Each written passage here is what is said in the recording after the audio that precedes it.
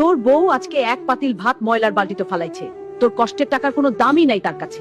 তোমার মা কেন আমার আলমারি চেক করবে? এই বাসায় কি আমার প্রাইভেসি বলতে কিছুই নেই? বাসায় আসতে না আসতেই অভিযোগ শুরু করে দাও। আমার আর ভালো লাগে না এসব দুর্বেদ।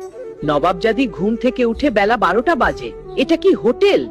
আমি বুড়া মানুষ, এখন আর নাস্তা বানাতে পারি না। পান থেকে চুন বসলে তোমার মা আমার বাপ মা তুলে কথা বলে। এইটা কিন্তু আমার আর ভালো লাগে না, বলে দিলাম। ধুরমা আর বউয়ের এমন কামড়াকা আর ভালো লাগে না। আজকে একটা সমাধান করতেই হবে। তোমরা দুইজন সারাদিন আমার কাছে একে অপরের নামে নালিশ করতেই থাকো। তোমাদের এই অশান্তির কারণে আমি ঠিকমতো শান্তিতে ঘুমাতে পারি না। বাইরে পেটের জন্য যুদ্ধ করি আর ঘরে শান্তির জন্য। তোমরা দুজনেই আমার আপন, আমি কাকে রেখে কার বিচার করব? আর মা, আমার ছোট বোন যখন বেলা 12টা পর্যন্ত ঘুমায় তখন তুমি বলো আহারে মেয়েটা কত ক্লান্ত। আর বউ যখন বেলা 12টা পর্যন্ত ঘুমায় তখন সেটা অপরাধ হয়ে যায় কেন মা?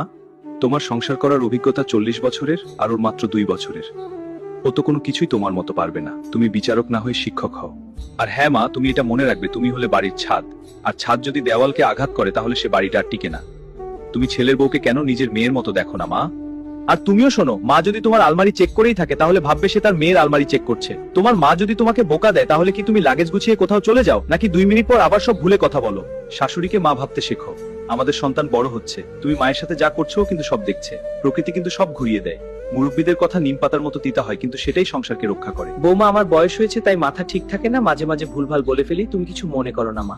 না মা, আপনি আমাকে শাসন করবেন, বকবেন, আবার আদরও করবেন। আমাকে মাফ করে দিন মা, আমি আপনাকে